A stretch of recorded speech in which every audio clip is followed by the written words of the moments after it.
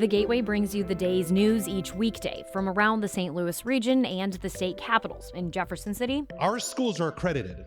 We don't need this bill. And Springfield. How many more years must pass before lawmakers see time is of the essence? I'm Abby Larico. Join me each weekday for The Gateway on the STLPR app or wherever you get podcasts. This is the Politically Speaking podcast, the definitive show about Missouri politics. My promise to St. Louis was that I would do the absolute most for each and every person, starting with those who have the very least. What I wanted to do was look and see what other states are doing. We have to be willing to change those laws, that they are balanced and they affect everybody equally. As somebody that grew up in the St. Louis area, in North St. Louis County, I didn't know any lawyers growing up. We got to find long-term solutions to make government better, but also to be able to provide services to people. I don't want to leave that federal money that we've been leaving all these years on the table. We need to be spending this money to take care of Missourians. I thought we accomplished a lot this year, but a lot more needs to be done. Hi, everybody. This is Jason Rosenbaum, a political correspondent with St. Louis Public Radio. On the latest episode of the Politically Speaking Hour on St. Louis on the Air, I had the pleasure to speak with former New Jersey Senator Bill Bradley. We discussed his life in sports and politics, and, more importantly, his upbringing in Crystal City, Missouri. Here is my conversation with Bradley, who will be receiving the Stan Musial Lifetime Achievement Award for Sportsmanship at this weekend's Musial Awards. Senator, welcome. Thank you very much, Jason. It's a pleasure to be with you. You excelled at basketball at a pretty early age. Do you recall when you were growing up in Crystal City when you fell in love with the sport? Yeah, I think that by the time I was in the 8th grade that I'd fallen in love with the sport. And then I went to a basketball camp after my freshman year in high school. Easy Ed Macaulay's basketball camp, the great St. Louis University basketball player and St. Louis Hawk. And at the camp, I learned a lot, and I then decided it was my passion. I remember somebody, I think it was Macaulay, saying to the assembled campers one day, remember, if you're not practicing, somebody somewhere is practicing. And given roughly equal ability, when you two meet, he's going to win. And I decided I never wanted to lose because I hadn't put in the effort. And that was the beginning of a workaholic life as a player, 3 hours a day on Mondays through Fridays, 4 or 5 hours on Saturdays and Sundays for 9 months a year for many, many years, beginning when I was about 14. You have often cited your upbringing in Crystal City, Missouri for a lot of key principles you learned in sports and politics. What were some of the most important lessons you learned during your upbringing in Jefferson County, Missouri? Well, I think that Missouri and Crystal City, Jefferson County, and basketball all came together. And, of course, my parents. The first and most important influence were my parents. My father was a small-town banker. My mother was a college graduate from Central College in Fayette, Missouri, and a fourth-grade teacher for many years. And the values were things like discipline, selflessness, courage, imagination, responsibility. Those were some of the things that were most prominent as I developed. And they were reinforced by my family and by my coach in high school, Orville Pope, and by the Macaulay experience at his camp in the summer. And then you get to a point where you're putting in all the hours and you begin to see you're getting a little better. You hit a 7 out of 10 as opposed to 4 out of 10 or 5 out of 10. Then you hit 9 out of 10, then 10 out of 10. And the more you succeed, the more fuel that provides to the fire and the harder you work. And so some people say that's the origin of my workaholism, but it's also the origin of the way you make your way through life, and that's always been mine. I was watching a documentary recently about the toxic relationship between Shaquille O'Neal and Kobe Bryant. And what was notable about that feud is it revolved around which player was going to be the dominant offensive alpha dog, so to speak.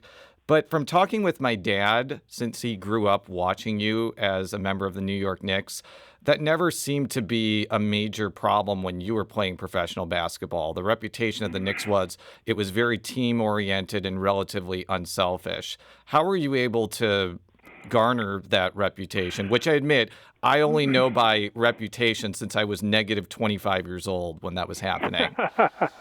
Yeah. Well, I think it was because of the character of the players on the team. Willis Reed, Dave DeBusschere, Walt Frazier, Earl Monroe, Dick Barnett, Phil Jackson, Jerry Lucas. The fact is that each of us knew that no one of us could be as good individually as all five of us could be together, and that the highest thing you could experience in basketball was winning the championship, and you had to do that with five players.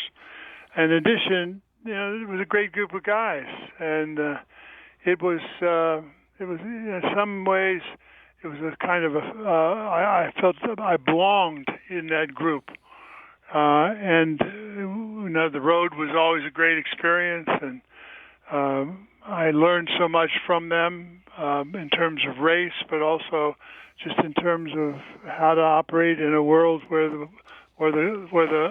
camera's on you, and so I was very lucky to be with a group of people who shared the same values I did about the game and the same convictions as to what they were prepared to do to help the team.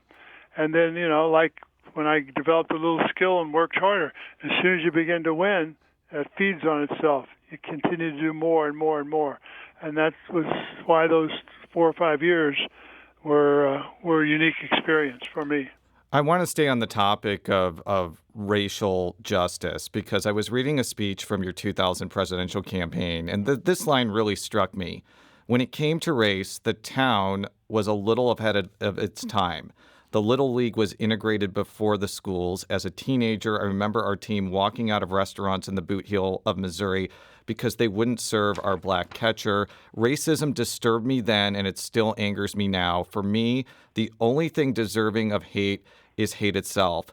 I'd like to know how this upbringing in Crystal City affected how you approached America's immense racial problems, especially during your time in elected office.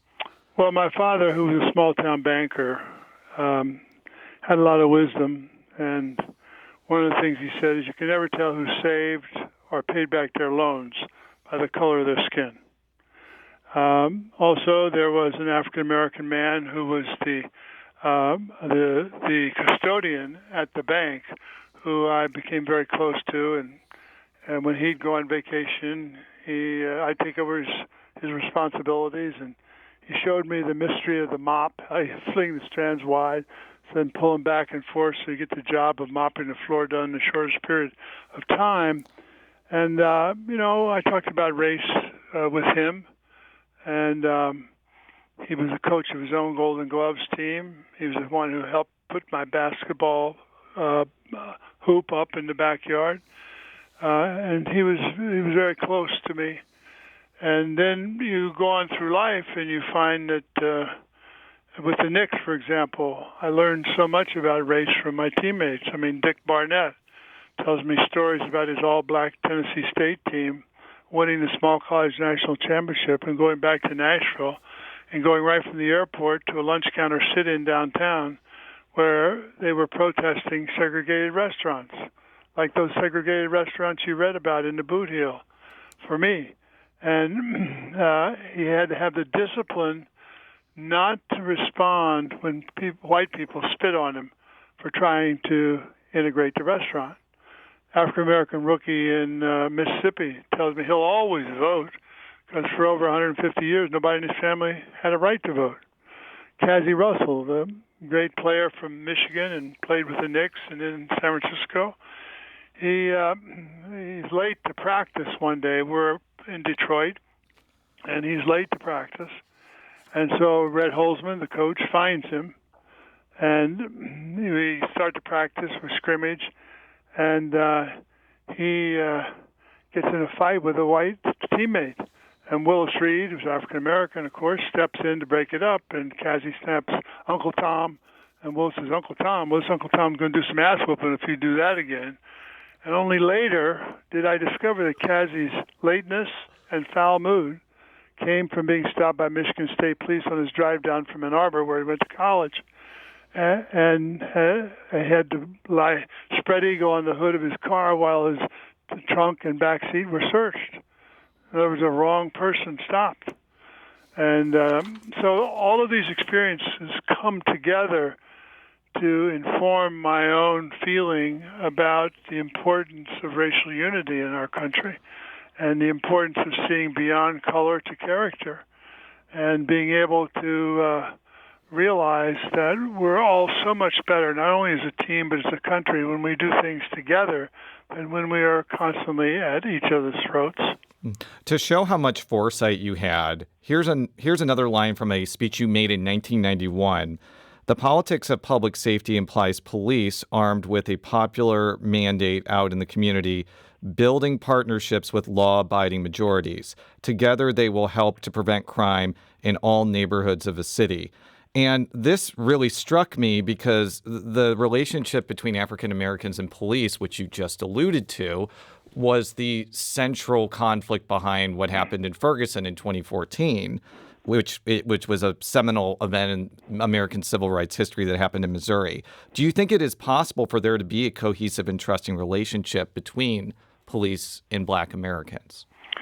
I think the burden of proof is on the police and the elected leaders who are in charge of the police. But the answer is yes.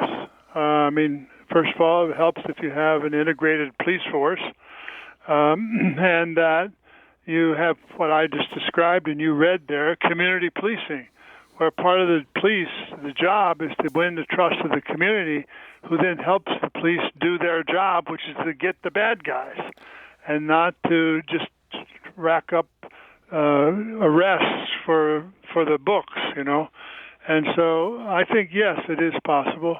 And farsighted leaders in the law enforcement community know that, and in many places they have managed to produce that kind of police force. We're talking today with former U.S. Senator Bill Bradley, a native of Crystal City, Missouri. Bradley will be receiving the Stan Musial Lifetime Achievement Award for sportsmanship this weekend. So this may be hard for some to believe, but you could make an argument that in the 1970s, New Jersey was a more Republican state than Missouri. In 1976, for instance, Missouri voted for Jimmy Carter while New Jersey went for Gerald Ford. It may seem like you may have wanted to go and run in Missouri because it may have been easier for you since you got a lot of fame there. Was there any reason you decided to make your political homestead in New Jersey instead of the Show Me State? Sure. It's actually where I was living. I left Missouri when I was 18 and went to college in New Jersey at Princeton. After college, I went to Oxford. After that, I came back to play with the Knicks, but I was in the Air Force Reserve in New Jersey. And over 10 years with the Knicks, I lived in New Jersey 6 of those 10 years, the last 6 years, and it became home. I got married. I had a child. I put down roots there. So there was a natural evolution from Missouri to New Jersey. And I'm sure that happens to a lot of people in America. We are peripatetic people. We move often. And the key is to be able to never lose your roots and add another home. And that's what I did. Were any of your Senate colleagues intimidated by you because of your stardom playing in the NBA? And most importantly, did any of them ever challenge you to a basketball game? And finally, even more importantly, was it Joe Biden who challenged you? You ask a number of questions there. I know, but I just got to know. None of them, whoever they were, challenged me to a basketball game. In fact, my first year or two in the Senate, I didn't even talk about basketball. I only got around to people who knew that.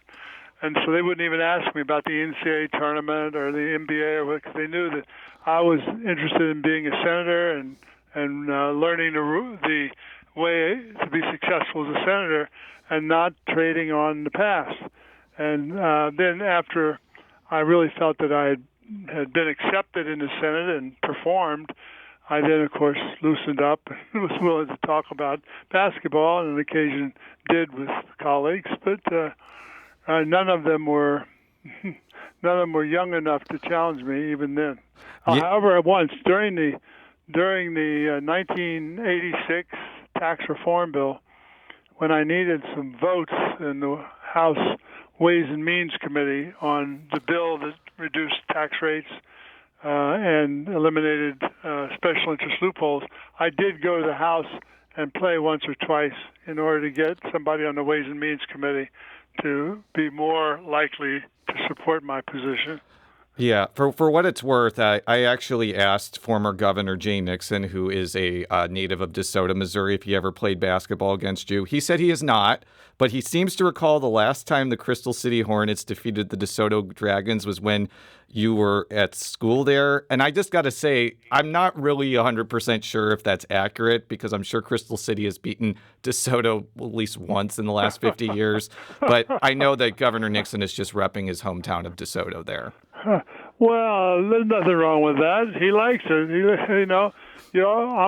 I'm do that every time I can talk about Crystal City. If you're proud where you're from, you do that. So Jay's just being Jay. Yeah, Jay is just being Jay. My final question for you, which I think is the most important question I will ever ask anybody. Do you think St. Louis will ever get an NBA team again? I hope so. I was a Hawk fan. Bob Pettit, Cliff Hagan, they were my guys. And I don't know why not. Well, I think that maybe because Seattle and Las Vegas are ahead of us. But it is really interesting that, people like Jason Tatum and Bradley Beal continue to play at a high level and have become internationally known as athletes from St. Louis. But it just seems, from talking to people, St. Louis is more enamored with baseball and hockey than professional basketball. At least that's my opinion. I'm not sure if you go and talk with people in Crystal City, that's what you find. But is there any way to break through that and make basketball dominant again like it was in the 50s and 60s? I got a lot of things on my mind. And I think if the people want to have it, if there's a far-sighted business person in St. Louis and the resources are there, they can make their case to the NBA and they stand a good chance as anybody else. I mean, you can get a team to move. That's what teams do. Not every team is succeeding, and the team that isn't succeeding might want to go to a place where they might succeed. And St. Louis has to make the argument in a convincing way that they could succeed in St. Louis.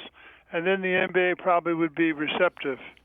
As an old St. Louis Hawk fan, I remember going down to Kiel Auditorium and watching those games. And I never will forget in '57 when the Hawks finally beat the Celtics. It was a great day.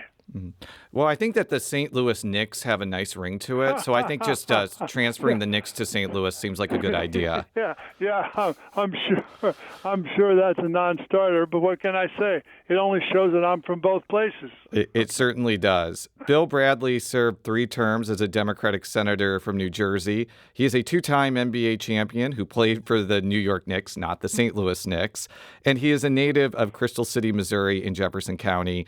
Bill Bradley will receive the Stan Musial Lifetime Achievement Award for Sportsmanship at this Saturday evening's Musial Awards at the Stiefel Theater.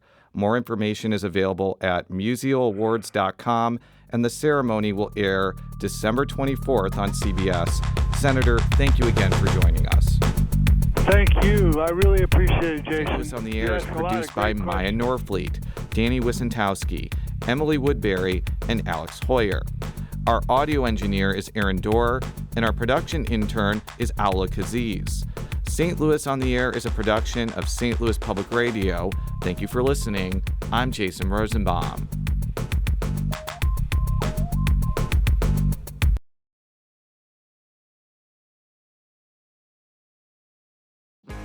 If you have a smart speaker, you have access to the entire world of NPR and St. Louis Public Radio.